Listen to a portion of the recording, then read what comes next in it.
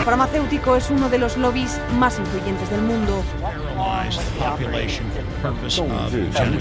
应对挑战，利益行力量，破解难题。 Конечно, должны работать кооперативно, должны... Farmacéuticas tienen demasiado poder. Avecina una gran guerra entre la realidad virtual y la realidad aumentada.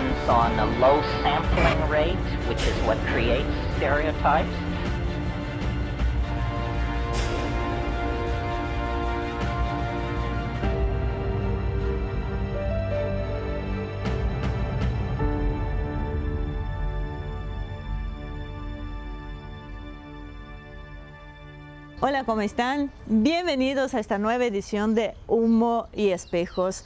Como siempre, acá estamos con ustedes, como todas las semanas, para traer estas cosas que no se ve habitualmente en los grandes medios hegemónicos de comunicación.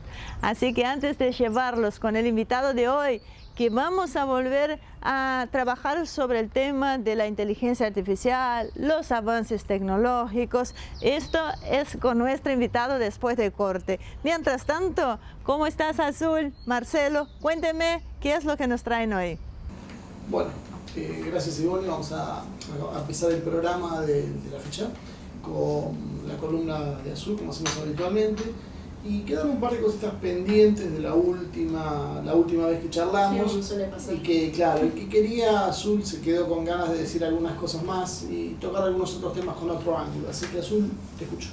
Bueno, la columna anterior hablamos de esa percepción que se tiene sobre la juventud, el idealizar al joven, y hablamos más de personas concretas, ejemplos concretos. Hoy lo que quería era hablar un poco más de una percepción más general, y que es más, también esto es como una justificación de estas columnas, porque a veces yo tengo es un conflicto interno.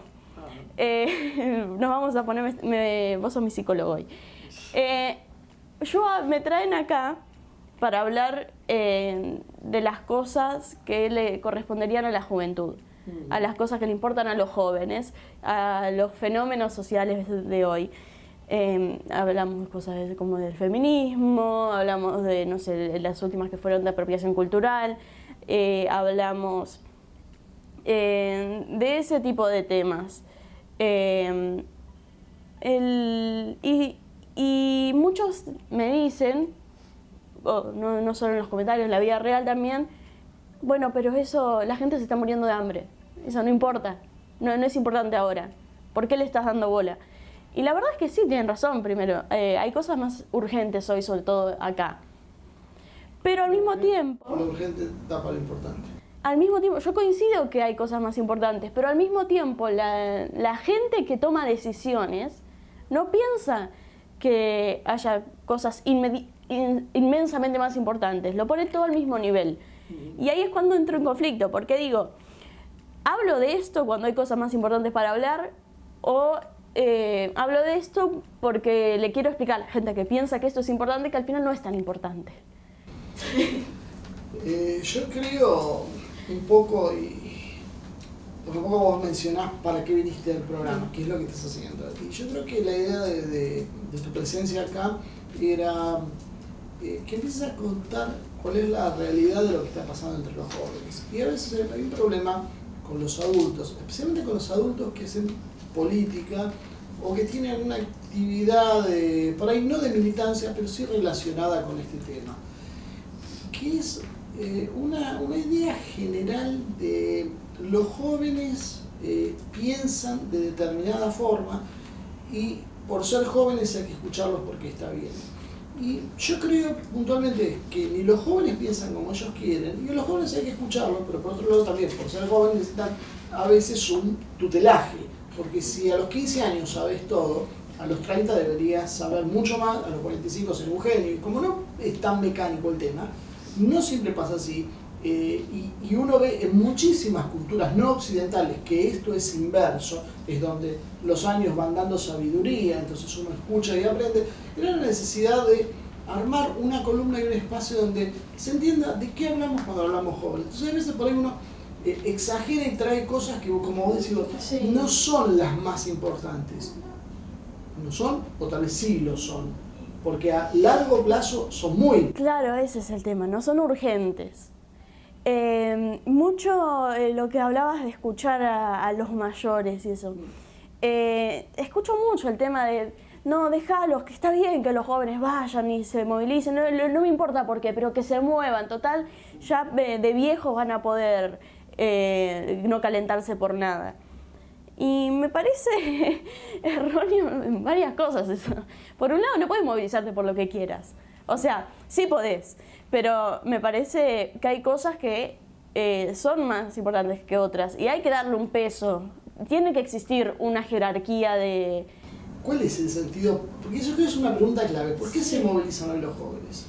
Hablamos en línea general, no me vengan después con el centro de estudiantes de tal colegio porque eso es una excepción. Es que es eso.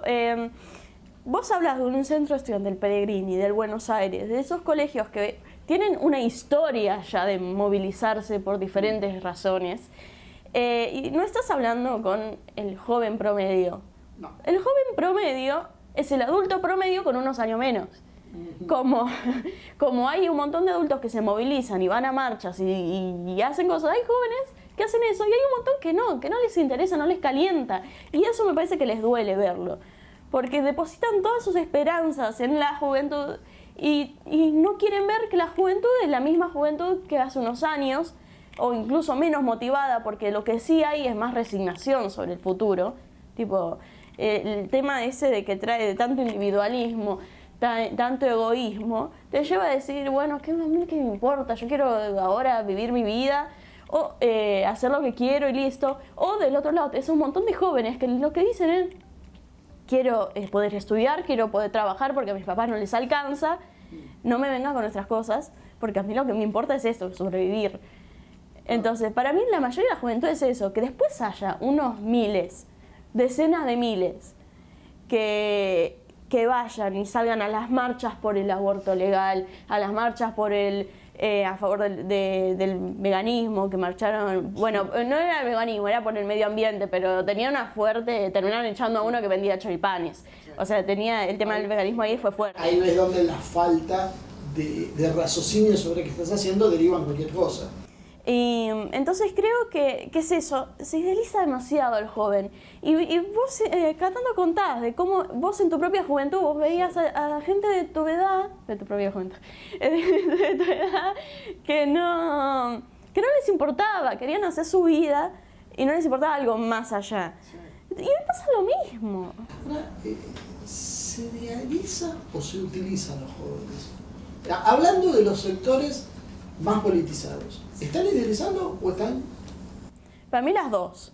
Sobre todo, más poder, más se inclina la balanza a utilizarlo, menos poder, menos capacidad de maniobrar algo serio, es más idealizarlo. Yo creo que el que tiene interés por la política idealiza al joven, pero al que hace política en serio también los utiliza mucho más del tema o sea, es fácil usar un joven, es fácil vender, por algo siempre se busca la juventud, se busca no tener arrugas, desde físicamente hasta lo que vendría a ser la personalidad del joven, siempre se buscó. La otra pregunta, para ir derribando mitos, con este tema de, porque hay los sectores que no los voy a nombrar, pero todos sabemos de qué se trata, que nosotros luchamos por las mujeres, por la juventud, por el aborto y por los trabajadores. ¿A vos te parece que suma ese discurso con los jóvenes? Es lo que digo siempre que sale una pregunta así. El joven que le cae bien todo esto y que realmente lo motiva a hacer algo, a hacer más, es el joven que ya estaba metido. O sea, capaz no tanto, capaz sí te motivan a hacer más, pero es como el bichito ya tiene. El desinteresado no le interesa por más que vos le digas vení y vamos a hacer algo que importa. No le va a interesar. O sea, básicamente, no le están hablando a los jóvenes cuando creen que le dan a los jóvenes. No creo. Le están hablando a un sector que ya seguramente que iban a llegar. Sí. Capaz, o sea, sí, te gusta más, te llama más ver a gente de tu edad que estar sentado por... ¿Gente de tu edad o te llama más ver gente que tiene 50 años y quiere usar un lenguaje para gente de tu edad y se hace el que tiene 15? Esos son dos temas diferentes. no es lo mismo poner a un referente de 20 años, Sí. que vos por lo menos ahí sí tenés como una cierta empatía, o sea, que tener sí a un tipo de 40, 50 años tratando, sobre todo en la política, eso de que los que ya están pisando los 40 todavía, viste, tienen un pie adentro de la juventud y otro afuera. Y sí, no es lo mismo. O sea, ahí sí creo que capaz llegás un poco más con alguien sí, de 20 años, pero aún así el que va y milita le importa algo más, que no va a ir a militar solamente porque vos tenés a alguien joven que te llama. Es que ahí está el tema. Y ese es un problema. El que va y milita necesita que vos, como adulto, le des algo diferente. Le des conocimiento y le des una razón a su militancia y no seguirle la corriente a lo que vos crees que el joven quiere y que encima, además de todo, ni siquiera es una idea del joven, sino es una idea de un grupo de adultos especializados que le metió en la cabeza a eso. Es que es eso, pues son jóvenes que se criaron, que en el colegio donde estudiaron, que en la casa donde los padres militaban, se hablaba de esto, del joven que quiere tal cosa, porque ya se sabe de qué tendencias estamos hablando, y que no digo si está bien o mal, pero con ese criterio. O sea, y son, como vos decís, hijos de, casi todos son hijos de, ahí no encontrás normalmente al tipo común de la calle que mandó a su hijo, y si lo mandó, ese pibe es el que va a estudiar y nada más. Y ese es el tema. O sea, sí, hay jóvenes que son así, y deben ser unos cuantos miles. Sí.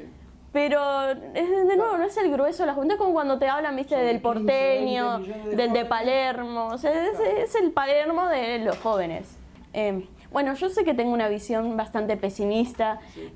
No sé si con el futuro, más con la gente, de decepción. Pero igual creo que soy bastante objetiva en esto. En decir qué realmente qué cosas en realidad no es que le importa, qué no le importa a la mayoría, Sí. y qué pertenece precisamente a una minoría. Bueno, yo creo que con esto más o menos podemos ir cerrando. Creo que yo, como conclusión, por lo menos, diría que como la clase política, y esto no es por hacer antipolítica, todo lo contrario, es para que la clase política se conecte con las bases. Sí, ojalá le interesara más, sí. Claro. Como no entienden los problemas de la gente común, como no entienden los problemas de la mujer común, y lo digo como hombre porque tengo hijas, tengo mujer y veo los problemas que tienen y las cosas que a ellas les interesan, y si no lo dije Azul, claro, de empoderar, como dijeron el otro día, y en realidad era por otra cosa, no entienden lo que pasa con los jóvenes, no lo entienden, y tampoco soy joven para decirlo, pero intento acercarme, abrir la mente y no proyectar lo que yo quiero en lo que está pasando. Sí, y no soy la única joven. Acá seguramente el que mira el programa tira más para el lado del político, sí, que dice, no, pero mi hija, mi sobrina, yo conozco mis compañeras. Bueno, es precisamente de eso que estamos hablando. Sí. No tiene nada malo reconocerlo. Sí. Bueno, con esto vamos a terminar el programa por hoy. Yo creo que hoy dijimos muchas de las cosas que uno tenía un poco adentro, con ganas de decir, de explicar por qué hacemos esto, que como Azul habló desde los jóvenes, yo por ahí ahora voy a hablar ya de los más adultos, y que creo que tenemos que estar a la altura de los acontecimientos, asumir las responsabilidades que tenemos, no escudarnos en los jóvenes, no decir que nos sentemos interpelados porque una chica de 16 años nos tuvo que decir eso, que hicimos como adultos. Eso no es cierto. Nosotros sabemos qué cosas se mueven detrás de esto, y creo que si uno tiene que hacer algo, ese algo que tiene que hacer pasa por otro lado, pasa por asumir lo que somos y no seguir a alguien que tiene solamente 15 años porque tiene 15 años. Así que bueno, gracias Azul, y vamos a seguir con el programa. Muy bueno, buenísimo Azul. La verdad te felicito, y es un aporte muy interesante, como siempre, todas las semanas. Así que nos vemos la semana que viene. Y en cuanto a vos, Marcelo, en un ratito acá en este rincón, en este día tan lindo, estaremos charlando con Javier Antaca para volver a hablar sobre los temas que tanto nos preocupan, ¿no es cierto? El futuro es cierto, es inevitable. El tema es cómo lo vamos a recibir. Así que no se vayan. Después del corte ya estaremos con ustedes.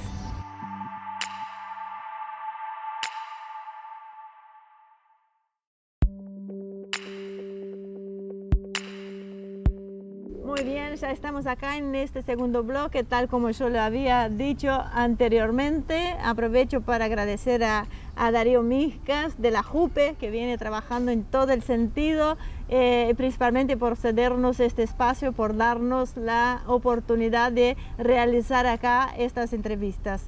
Así que hoy contamos con la presencia de Javier Antaca, informático, y una vez más volvemos a hablar sobre el tema de los avances tecnológicos, la inteligencia artificial y cómo influye esto en nuestro día a día, en nuestro trabajo diario. Así que Javier, muchísimas gracias por acompañarnos. Nuevamente acá.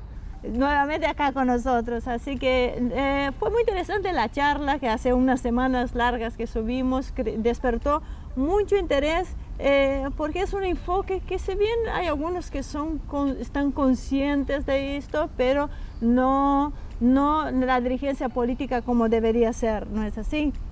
Sí, como es algo nuevo, está en auge, entonces hay como mucho palabrerío, mucho mito, hay información cruzada, etcétera. Entonces todavía cuesta comprender comprender las jerarquías, en definitiva, que operan en diferentes áreas, desde lo que es el trabajo, de lo que es la seguridad, de lo que es el negocio de la información de las personas, la privacidad. Entonces no se termina de entender, y obviamente los políticos que están en general atendiendo las cuestiones cotidianas, tener una lectura estratégica de esto siempre les cuesta un poco más, y más aún en una época que con esto del auge no saben en quién confiar en la fuente de información. Para empezar a ordenar un poco la charla, me gustaría que me expliques bien qué es la inteligencia artificial, porque un poco hablábamos afuera de cámara antes de empezar a rodar esto. Y vos decías que por ahí el concepto no te terminaba de cerrar muy bien y hablabas del aprendizaje profundo. Claro, porque son definiciones comunicacionales, digamos, terminologías que se utilizan quizás que no pertenecen al ámbito académico científico, sino que que tienen que ver con la parte de divulgación. Entonces, el concepto de inteligencia artificial es muy antiguo, que básicamente es eso, es que artificialmente un dispositivo pueda emular la inteligencia que tienen los mamíferos, por decirlo de algún modo. Al día de hoy, cuando se habla de la inteligencia artificial en sí, en realidad se está hablando de dos cosas en simultáneo, una que es el aprendizaje profundo, el deep learning, que sería en este momento la gran novedad tecnológica, que es la posibilidad de los algoritmos de comprender grandes volúmenes de información y organizarlos y conceptualizarlos de una manera en que luego puedan ser analizados fácilmente. Eso es el aprendizaje profundo. Y lo que es inteligencia artificial en sí, con su aplicación práctica, es la computadora, la capacidad de tomar decisiones sobre contextos complejos a partir de la interpretación de los datos que se hicieron, que generó el aprendizaje profundo.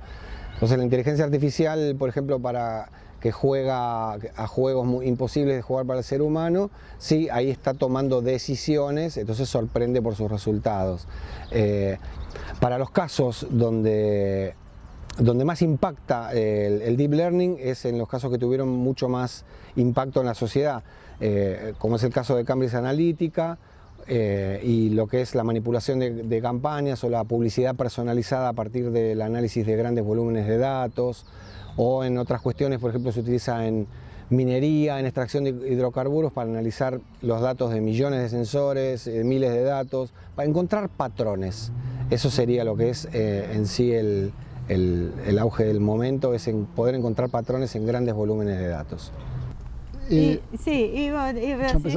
Ya empezamos a pelear para ver quién va a preguntar primero. Es un tema que está muy en boga, por lo menos en algunos lados, y es difícil, ¿no?, de uno evaluar o pensar que se puede medir el impacto de la inteligencia artificial en la estructura social y económica. Sí, la parte más difícil en este momento es medir el impacto, casualmente, porque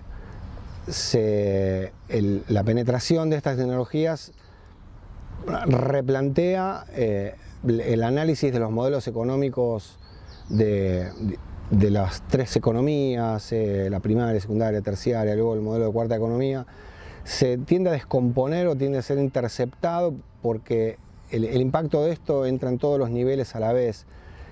A diferencia de quizás de los procesos de principio del siglo XX, donde la automatización industrial claramente mostraba, se podía prever en una planilla, por decirlo de algún modo, que tantas fábricas van a automatizar su trabajo, tanta gente pierde su trabajo, etcétera, etcétera. En este momento está impactando en muchísimos y diferentes dispersos niveles, desde por ejemplo, la hamburguesa que se cocina sola, que ya está lleno de bares, es un ejemplo pintoresco, pero aparece en este son servicios de producción o de cocción de alimentos que están siendo reemplazados por ahora de un modo pintoresco, termina apareciendo. Luego ya donde más se impacta, por ejemplo, en el análisis de información financiera, las grandes, en Wall Street se está despidiendo una enorme cantidad de gente, de analistas financieros, porque ya la inteligencia artificial lo hace mejor que ellos. En el último año, la última que leí, fueron 25.000 agentes de finanzas que fueron echados porque lo hace mejor. Después, obviamente en la industria va mejorando, en el modelo clásico, digamos, va reemplazando trabajo porque los robots, al ser comandados por una inteligencia artificial, son más precisos, el trabajo de programación de esos robots es más barato. Los sets de información para nutrir a esos robots sirven para un montón de otras fábricas, hay una estandarización de esos sets de información que en definitiva la inteligencia artificial que comanda es de la que se nutre de esos sets. Entonces son diferentes áreas, va a terminar apareciendo en lo que es gestión comercial, el trabajo que hace una persona de mantener una planilla, una contabilidad, etcétera. Va a haber una empresa que te va a dar el servicio, simplemente va a analizar cómo hace la inteligencia o el deep learning, va a analizar tu flujo de información sin saber de qué se trata, va a encontrar los patrones y te va a decir, bueno, yo te hago esto de servicio, no te sirven más los 20 empleados administrativos que tenías. Son diferentes áreas y termino la idea, el conductor de vehículos autónomos, o sea, hay grande cantidad de accidentes, se ven los videos de los autos Tesla automáticos teniendo accidentes, pero la tasa de accidentes de los autos automáticos es menor a la de los autos conducidos por personas, por lo tanto, quien transporte mercadería prefiere que lo haga un robot al día de hoy. Y quien transporta una mercadería, quien transporta una hija o un hijo menor que prefiere de repente llamar a un lugar por una cuestión de seguridad y que lo... Ahora, ¿cuál es el límite que vos podés... o sea, ¿hay algún límite real que vos me decís, bueno, por ahora y por un tiempo largo solamente los humanos lo pueden hacer, o esto empieza a invadir todo? No, el límite, lo que se discute en definitiva es la singularidad. El concepto de singularidad se conoce desde hace 50 años. Algún día la computadora va a ser más inteligente que el ser humano. A partir de, digamos, de tener en cuenta esa perspectiva, de lo que se habla en definitiva son de plazos, de la gradualidad. Y la predicción está sujeta a tantas variables en este momento que tampoco es muy precisa. Como decía el otro día, se creía que ganarle al Go podía ser un fenómeno que se iba a dar en el año 2025 y se dio en 2016. Entonces es difícil predecir hasta, no hasta cuándo sí ya sabemos. Va a ser todo lo que puede hacer un ser humano, lo van a poder hacer las máquinas, en los que estamos hablando de lo que es trabajo y producción, ¿no? Por lo tanto, lo que se está trabajando es en comprender o predecir el menor corto plazo, mediano plazo, porque el largo plazo ya sabemos que llega. Pero ahora, una cosita más y termino este tema. La creatividad, ¿no? El tema de generar nuevas ideas, nuevas formas de aprendizaje, de generar nuevas máquinas. ¿Eso ya lo puede brindar la inteligencia artificial? ¿Lo va a poder brindar? Son diferentes niveles de creatividad. Las computadoras son creativas desde hace muchísimo tiempo porque se las programó para que sean creativas. En definitiva, la definición del concepto de creatividad es poder producir resultados inesperados o más óptimos a partir de analizar una cantidad de información. Sin pretender hacer un positivismo neurológico de cómo funcionamos como seres creativos, de algún modo ya son creativas, las computadoras asisten creativamente.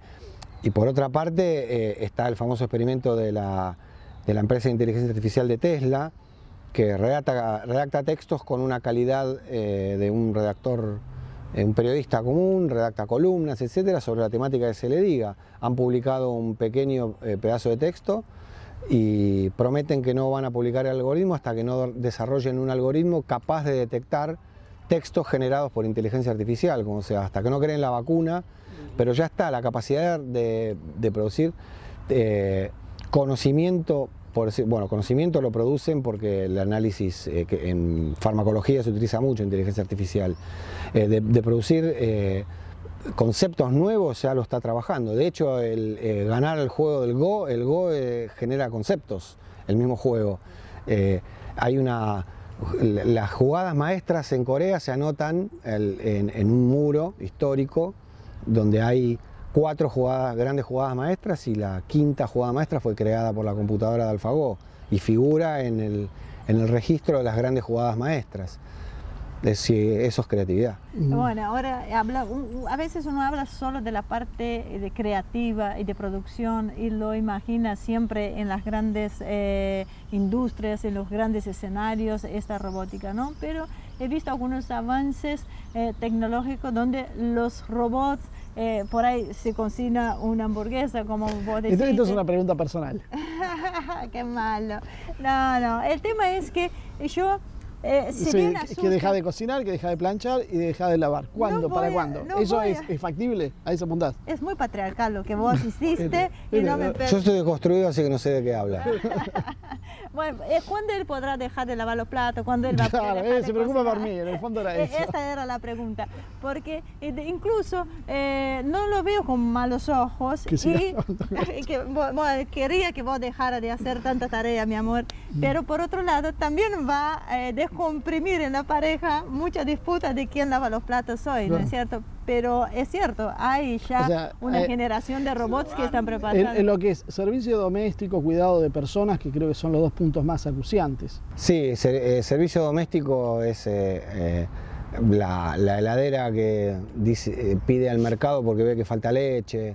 Y todo ese tipo de cosas. Pero yo no hablo del lavavajillas donde vos tenés que poner las cosas en el lavavajillas que ya te los lavo. Yo quiero el robotito que viene, me levante la mesa. Esas tecnologías están disponibles, quizás no salen todavía a la venta porque tienen un costo alto, hay cuestiones de mantenimiento. Al día de hoy, por ejemplo, el robotito que recorre la casa y va limpiando, y que primero escanea, tiene un escáner y arma un mapa 3D en su memoria. Era muy barato el costo de este robotito, se entendía, estaba subvencionado. Claro, no, porque en realidad el robotito después transmitía el plano 3D de la casa a un servidor y lo que el dueño de la empresa lo que hacía era vendía información de todo, sin personalizarlo, pero en realidad vendía información estadística sobre la conformación interna, los planos, etcétera, un relevamiento de arquitectura. Es difícil la relación de costo-beneficios, esta nueva variable que es la información termina influyendo un montón. Calculo que los precios de estas cosas van a estar dados por cuánta información generan. El problema Pero ya tenés una tecnología disponible para todo eso. La tecnología está disponible hace rato, hay una cuestión cultural también para abordar. Creo que la mayoría de los procesos hogareños en general también tienen que ver con un culto al cuidado de la casa de una persona, entonces entran factores culturales. En nuestra generación para arriba, en nuestra generación para abajo, no importa nada el cuidado de la casa y lo único que quiere es generacional, sin duda. Yo tenía el doble de platos sucios en la juventud que ahora. Este es un tiempo, pero vayamos a algo más complejo. Perdón, los japoneses también son bastante más amigables a esta intromisión por características culturales. Hay una cuestión cultural, sí, de los japoneses. Me costó mucho comprender, en definitiva, la idea del concepto medio transhumanista que tienen ellos, por decirlo de algún modo, de lo que es el humano, un dios, y que en realidad si un objeto inanimado es considerado que tiene alma, entonces en realidad merece. Entonces ellos han adoptado más rápido los compañeros robóticos, los cuidadores y este tipo de de personajes virtuales, etcétera. Es muy interesante, pero sí, es muy cultural también. Yo no creo, no dudo mucho que nuestra región no sea aceptable. Es como que abrimos las puertas para que entre estas... Depende. El cuidado de enfermos es otro tema. Sí, pero... Ahí yo creo que juega mucho más esa cosa espiritual, de estar cerca de un ser querido y no dejárselo a una máquina. O sentirte abandonado si vos sos la persona. Sí, Marce, pero dado como está la sociedad de hoy, donde lo que más quieren es sacarse de encima los mayores, hay que, o sea, yo creo que también habría una aceptación por esta cuestión. Sí, igual en estos temas se nos mete la cuestión de la robótica antropomórfica, que es como si fuera un ala particular de toda esta temática, que es el robot que reemplaza a la persona, inclusive antropomórficamente. Es un tema que no nos interesa, por lo menos mucho a nosotros los que estamos, hacemos lectura política de esto, porque pertenece a cuestiones culturales, digamos. Lo que sí es mucho más... ¿dónde se le ponen las pilas? Este robotito. Eso es lo maravilloso de grabar en estos lugares, así que podemos ser interrumpidos en cualquier momento. Sí, claro, no, para el cuidado de pacientes, obviamente, estas cuestiones de la inteligencia artificial y todo están impactando un montón porque por el tema del diagnóstico hiper preciso, a partir de un mayor volumen de información, lo que era solamente un sensor, un electrocardiógrafo, el monitor, etcétera, están habiendo posibilidades de tener lo que es diagnóstico y monitoreo remoto, por ejemplo, con análisis más precisos y detallados, y previsión de cuadros, etcétera, a partir de cuestiones dadas por el volumen de información que es una muestra de sangre en tiempo real, etcétera, los análisis, los resultados, lo que es la protocolización de todos los aparatos de la industria de la salud y que generan información uniformada. Entonces se puede hacer un análisis global de toda esa información y encontrar patrones y la medicina se va a ver muy favorecida. Este es el aspecto positivo de todo esto. Sí, y están los otros conflictos que podemos decir que son más terrenales, que están más cerca nuestro, que como por ejemplo el tema de los subtes, que están evaluando sacar a los choferes. Es un conflicto que todavía creo que no están sabiendo los dirigentes políticos y sindicales cómo enfrentarlos, ¿no? Claro, porque... Tal vez es la primera muestra que vemos cómo la tecnología masivamente suprime al trabajador humano. Claro, bueno, en realidad lo fue casualmente en el proceso de la automatización industrial. Cuando entró el robot se fue una persona. Eso es claramente así. La maquinita de expender boletos en el colectivo sacó al chancho, que le decíamos, al boletero. Desde siempre estamos siendo reemplazados por robots. Acordate cuando el boletero, los subes reclamaba que le traía una tendinitis o algo. Eso fue con la SUBE. Eso fue cuando implementaron la SUBE, que bueno, como yo pertenezco a un gremio informático, obviamente por solidaridad comprendí. Cada persona que te daba la tarjeta, el empleado tenía que torcer la mano así para ponerla. Y dice, si yo lo tengo que hacer 2000 veces por día, me va a traer un problema de salud. O no es una máquina que yo la ponga cómoda o que lo gestione el pasajero por su lado. No era tan difícil la solución. Exacto. El tema era que no era difícil la solución y yo no tengo por qué posiblemente agarrarme una tendinitis porque vos que estás queriendo ahorrar o compraste un montón de maquinitas, hiciste el negocio de comprar las maquinitas y no tuviste en cuenta el factor de que estabas obligando al operador. Sí, lo del subterráneo manejado por autónomo tiene que ver con lo que estamos hablando anterior. Lo va a terminar siendo con los vehículos, lo va a terminar siendo con todas estas cosas. Los aviones tienen un tipo arriba porque hay que cumplir con un protocolo, pero en realidad son operadores de computador. Los barcos, siempre decimos que en Shanghai, en Qingdao, en Qingdao. Pero es el puerto. Tiene un puerto que es 100% automatizado y trabaja las 24 horas por día. El de Hamburgo también. Rotterdam también, o sea, hay un montón de puertos, está todo sincronizado. Estos puertos nuevos chinos que son islas flotantes, es toda una matriz, es una gran matriz que está comandada en un solo lugar. No te voy a dejar terminar de hablar. No, es una reflexión. Esta misma historia de que el problema es que la gente no quiere trabajar y le dan planes sociales. Se muere, cae por su propio peso, porque la verdad ya trabajando gratis salís caro. ¿Y a quién le salís caro? Sí. ¿Al empleador? Al empleador.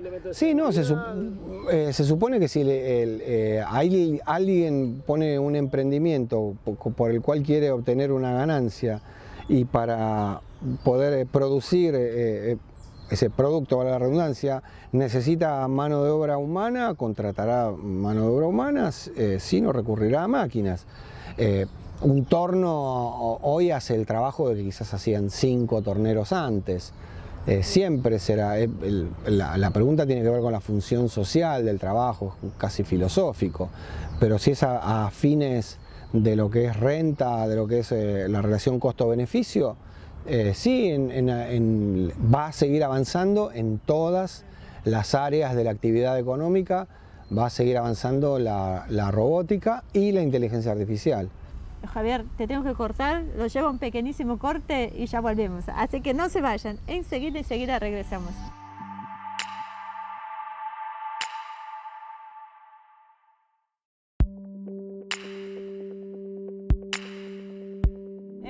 Bueno, ya estamos acá de regreso con Javier Ntaca, abordando todo el tema de los avances tecnológicos y la inteligencia artificial. Javier, la informática es realmente transversal, ¿no? Como otras cosas que dice que es transversal a todos, no es transversal. Es el toque de construcción del programa. Pero la informática sí es transversal y si no conseguimos ponernos a la cabeza del desarrollo, es muy difícil poder ser un país próspero. Creo que estas palabras son tuyas en alguna de las charlas que te he escuchado por ahí. ¿Son estas tecnologías lo que le fue la industria pesada en el siglo XX por su implicancia para el desarrollo? Sí, la industria del conocimiento. No manejo en este momento los números porque son muy dinámicos, pero la industria del conocimiento tiene un importante aporte al PBI y la proyección de aporte es mucho más grande. Acá en Argentina estamos con una importante ley de promoción a la industria del conocimiento que básicamente consta de subvencionar a las empresas y que eso no impacte en los trabajadores, es otro tema que se terminará de ver en su momento, pero por lo menos el tema se está teniendo en cuenta. Sí, es fundamental que haya una política de Estado que contemple la industria del conocimiento y su impacto en el PBI. Vamos a dividir esta parte en dos, el software y el hardware. Sí. Vos dijiste en alguna charla que necesitamos generar nuestros propios recursos, tanto en uno como en el otro. Sí. ¿Cómo estamos parados en cada tema? O sea, ¿qué tenemos de propio, qué no y qué nos falta desarrollar comparativamente con otros países, ¿no? Claro, lo que es hardware obviamente está centralizado en este momento en los países centrales. Como siempre sucedió, digamos, es Alemania el gran productor de patentes y desarrollo intelectual, es Estados Unidos el que tiene la capacidad de convertirlo, industrializarlo. Luego aparece el factor chino que en realidad está empezando a hacer la suma de Alemania y Estados Unidos. Es capaz de generar la patente y es capaz de producirlo, convertirlo y industrializarlo. Entonces podemos decir en este momento de que estamos en una instancia donde se concentra aún más en el norte lo que tiene que ver con las patentes de hardware. Ahora bien, una cosa es la patente y otra cosa es la capacidad de producir. A partir de lo que es el éxito del fenómeno del open source, que es una filosofía del código abierto, el conocimiento compartido, el conocimiento abierto, libre, etcétera, que sirvió para que los sistemas operativos Linux terminen funcionando en los routers, en los celulares, en los grandes servidores. El 95% de la internet es software abierto Linux. El mismo criterio se utilizó para desarrollar hardware. Al principio a modo de juego para la educación, los Arduino, Raspberry Pi, computadoritas locales, y luego empezó la idea de hacer un microprocesador con capacidad de cómputo más alta, de más alta exigencia y desempeño, y aparece el proceso RISC-V. Empiezan a sumarse, como se sumaron al open source, se suman también las empresas privadas a este proyecto de Open Hardware, es el RISC-V, que permite un microprocesador. Entonces se puede desarrollar microprocesadores, fabricarlos, modificarlos, etcétera, sin tener que pagar la patente al dueño de la propiedad intelectual de haber desarrollado un microprocesador, que es un trabajo complejo, que pertenecen a las grandes corporaciones tipo Intel, AMD, Nvidia, etcétera. Eso permite que, al menos, si bien no tenemos nosotros la posibilidad de fabricar las pastillas de silicio, podemos diseñarlas para nuestras propias necesidades y contratar a una empresa china para que lo haga. No deja de, se sigue teniendo una dependencia tecnológica, pero se baja un escalón, digamos, una lectura estratégica. Porque la escala no te da para fabricar vos directamente. Los caballeros chinos han hecho con Estados Unidos en su momento: te fabrico muy barato si vos me haces la transferencia tecnológica. Los chinos son muy abiertos ellos a hacer transferencia tecnológica para los negocios que hagan. Por lo tanto, montar una fábrica de microprocesadores con los chinos, que ellos lleven el provecho que ellos quieran, puede implicar tranquilamente una negociación. No sé si se puede hacer o no, qué circunstancias puede haber, pero se los ve a los chinos abiertos a implementar modelos que impliquen transferencia tecnológica, que básicamente significa te enseño a montarte tu propia fábrica de pastillas de silicio. Lo que pasa es que los chinos, a diferencia de los norteamericanos que tengo, de los estadounidenses que yo tengo entendido, los chinos, ellos tienen esta capacidad de, como vos decís, de tener tanta población que ellos mismos tienen un mercado interno gigantesco que te da la posibilidad de que vos negocies con ellos algo que sea beneficioso, como una Argentina con 40 millones de personas y un país como China con 1.300 millones de personas. Exacto, y también tiene que ver con una cuestión un tanto filosófica los chinos, que está muy en discusión, que es un modelo, digamos. China nunca tuvo una política comercial del tipo imperialista, digamos, de salir a conquistar al cliente para obtener mejores tratos. Siempre fueron comerciantes. Entonces, mientras él obtenga un beneficio, no le importa tanto.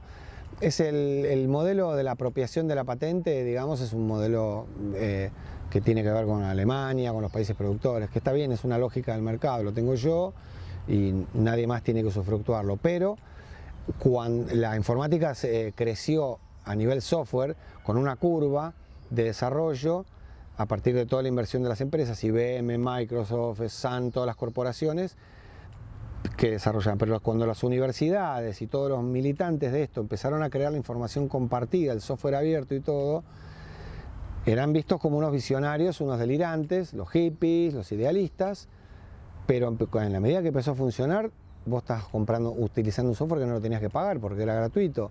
Entonces se empezó a crear como un círculo virtuoso, por decirlo de algún modo, y se disparó. Ahora es inconcebible pensar en un software cerrado prácticamente. Microsoft utiliza código abierto ya cada vez más. Son empresas aportantes al código fuente que dan al gran código fuente y que luego doy servicios a partir de este software. O sea, lo que está demostrando la información y la inteligencia compartida, el conocimiento compartido, es que es más un negocio para todos, en definitiva. Entonces se va a terminar trasladando al hardware. Si bien hay una implementación física, porque fabricar pastillas de silicio implica una tecnología industrial, el modelo de la patente y de todo es el mismo y probablemente podamos llegar a tener fabricación de hardware acá en algún momento, pero al menos, por lo menos, tener microprocesadores y entorno propio para que no tengamos, esto tiene que ver con la soberanía tecnológica, no tengamos que comprar microprocesadores afuera que no sabemos cómo están hechos, que uno lo quiere colocar en sectores claves de la infraestructura nacional, seguridad informática, estamos hablando para lo que es el control de los sistemas PLC de un dique o de las usinas nucleares o lo que sea, conocer que tengamos control sobre ese hardware que hace, que no hace. Ya sabemos las cuestiones Edward Snowden, etc. Escúchame, una de las cosas que también a veces uno piensa es, esto es una revolución que creo que es muchísimo más profunda que todas las que vimos hasta ahora, que la primera, segunda revolución industrial. Sobre todo aparte por la velocidad con que se va dando. y que tiene como consecuencia final, como estamos hablando, rediseñar todas las sociedades. Dentro de esta lógica, y que vos me estás hablando que el tema del open source es una forma de, podríamos decir, socializar los conocimientos. Sí, no le tengamos miedo a la palabra porque esto no es ideológico. O sea, y termina siendo más provechoso que el llevarlo a un plano individual. Sin duda. Podemos empezar a hablar que, no sé si que el capitalismo va a morir, pero por lo menos que va a mutar con respecto a cómo hoy lo conocemos. Sí, porque la propia lógica del open source es interesante. Algunos dicen que cuando Marx decía el capitalista te va a terminar vendiendo el lazo con Perdón, Javier, Sí. nos invade la JUPE acá. La JUPE está presente, no, le está marcando ahí, tenemos que tenerlo en cuenta. Muy bien, vamos a seguir ahí. Primero, cuando planteas lo de revolucionario, las diferentes revoluciones que hubo, es una de las grandes revoluciones sin dudas. Los que estamos en la cuestión del conocimiento mencionamos la invención de la imprenta como otro evento de alto impacto, digamos, por la universalización del texto. Realmente comienza la curva de crecimiento del analfabetismo en esa época, es notable. Entonces, digamos que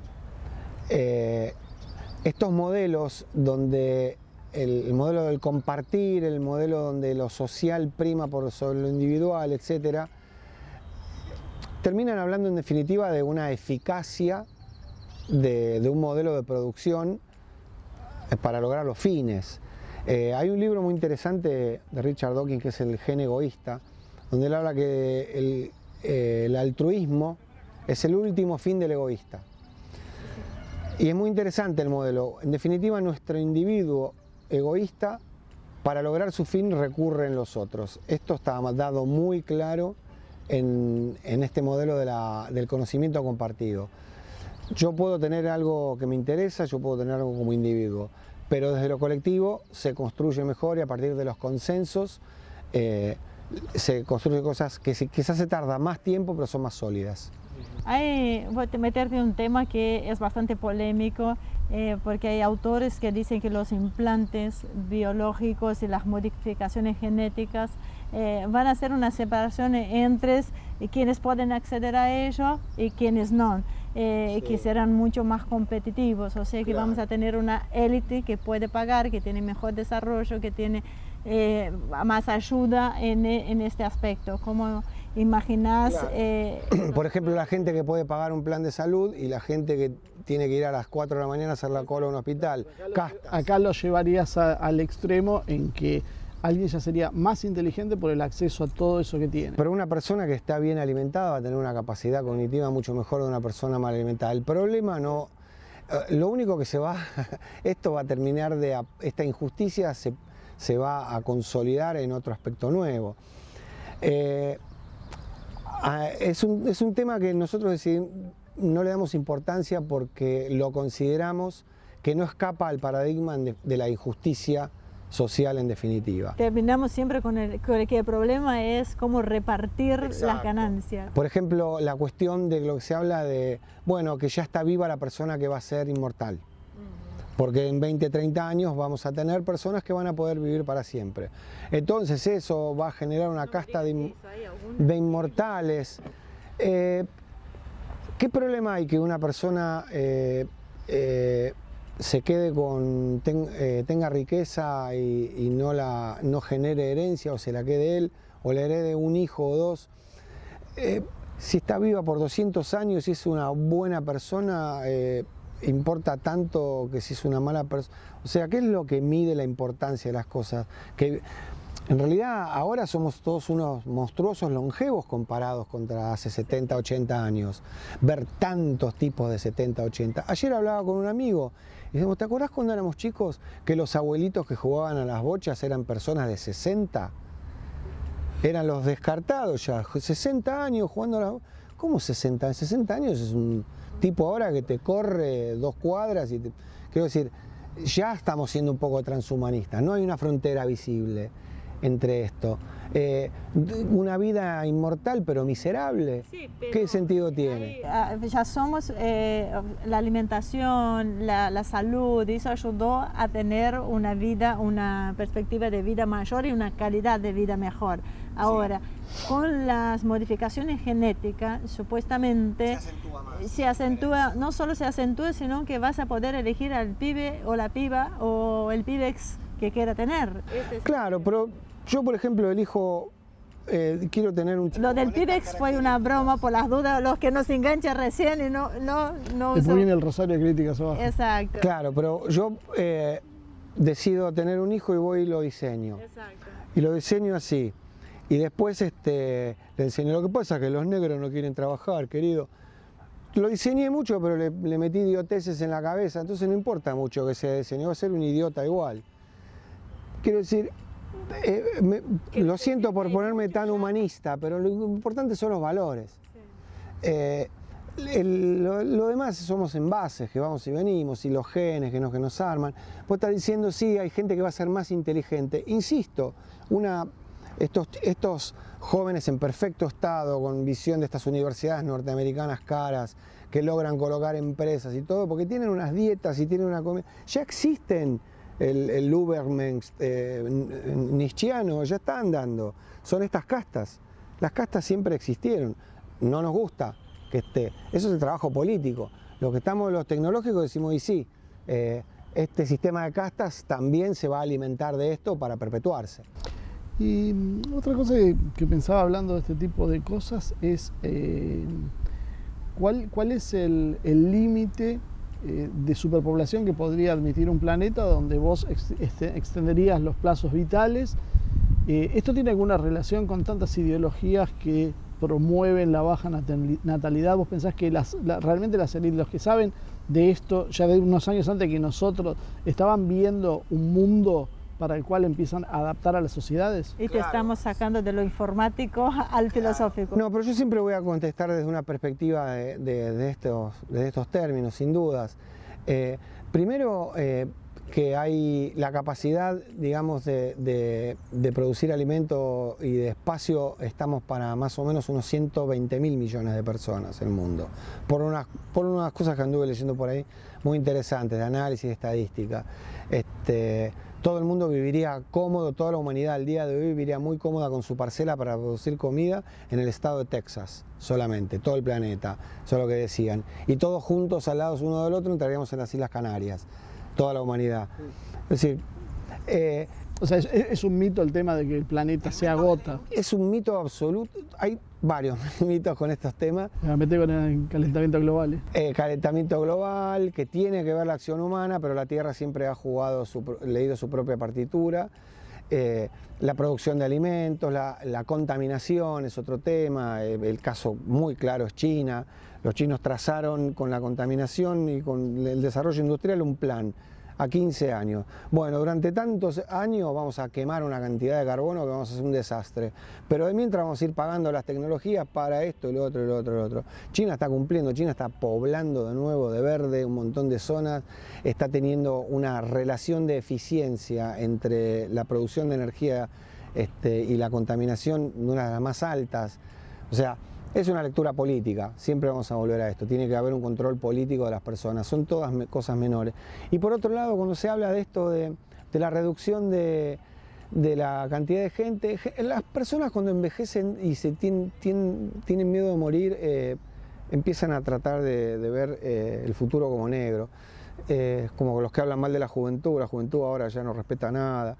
A veces uno tiende a verlo de esa manera y los que tienen poder implementan políticas con esa lectura. Es un poco triste ver a ídolos como Ray Kurzweil, uno de los promotores de la inteligencia artificial, hablando de la decadencia de la actualidad y del ser humano y buscando el transhumanismo y el antienvejecimiento y que quedemos una casta superior. Amigo, usted solo está viejo y nada más y tiene miedo a morirse. Estas cuestiones se mezclan siempre. Por otro lado, lo económico es estrictamente quienes proponen una reducción de la cantidad de gente viva en el planeta, están atados generalmente al interés financiero, a la economía rentista, que no necesita ya capital, no necesita mano de obra para producir capital, porque su ganancia ya pasa por este delirio que es el sistema económico mundial, monetarista, hiperinflacionario, de sobreemisión, a partir de la salida de Bretton Woods en 1971. Entonces, sí, ya no hacen falta seres humanos a ser explotados, pero tenemos para producir alimentos para todos igualmente. A ver, nos quedaron varios temas pendientes, entre ellos el tema de la inteligencia artificial y los avances tecnológicos en el ámbito militar, pero eso lo vamos a tener que dejar para otro programa porque esto es carga pesada y requiere... Uno propio. Exacto, así que te agradecemos muchísimo. No, por favor, gracias. Por estar con nosotros hoy acá nuevamente, por la linda compañía que tenemos y como sabe que ya estamos despidiendo. Así que esperamos verte en una próxima oportunidad. Hasta la próxima. Muy bien, y a todos ustedes, nada mejor que grabar así, con la naturaleza, con Luna al lado acá, que quiere estar presente en todo el programa. Ahí viene a robar cámara. Y les aclaro que hay una gata que también está dando vueltas por acá, así que haciéndonos compañía, así que somos muchos, no solo ustedes, siéntanse acompañados como nosotros. Así que muchísimas gracias por acompañarnos. Los invitamos a que se suscriban a nuestro canal de YouTube, Asia TV Producción, e invite a sus amigos para que hagan lo mismo. Es la manera de darnos fuerza para seguir adelante. Muchísimas gracias y nos vemos la semana que viene con una nueva edición de Humo y Espejos.